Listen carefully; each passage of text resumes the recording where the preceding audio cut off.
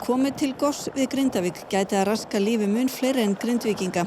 30.000 manns búa á Suðurnesjum og þar fjöldi fyrirtækja að ógleymdum Keflavíkurflugvelli.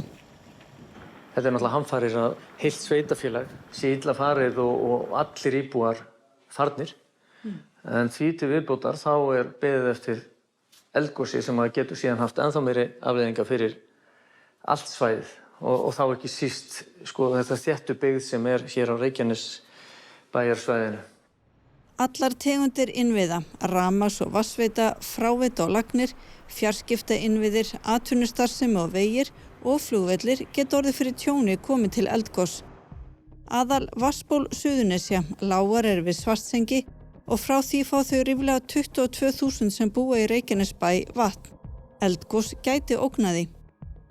Ein borhola fyrir kalt vatn hjá Garði og í ljósi jarðhræringana var ákveðið að bora fleiri þar, en hitaveitan flóknara mál.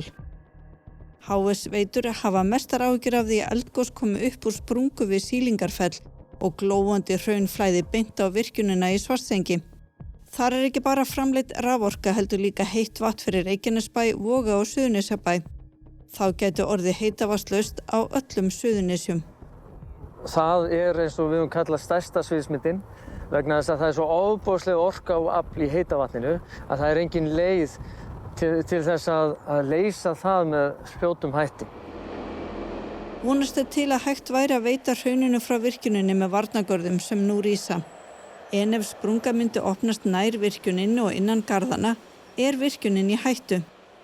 Hitaveitan grunnurinn að því að halda híbýlum bæði heitum þannig að þau séu íbúðarhæf. Heitavatni í leiðinni varnar því að þó að komi frost úti að lagnir springi. Rafkynding gæti hjálpað en svo raforka sem unnt væri að útvega fólki á Suðurnesjum frá öðrum virkjunum myndi ekki duga til fullrar húshitunar. Síðan verið að horfa til þess að koma upp eins konar neyðarkyndingu og stjórnvöld að leggja drög að því. Slíkar olíuknúnar neyðarkyndustöðvar þyrftu að flytja til Íslands og það taki tíma að tengja þær. Það eitthvað sem tekur nokkrar vikur í það minnsta að koma upp. Húsin gætu því verið óupphituð svo vikum skiptir.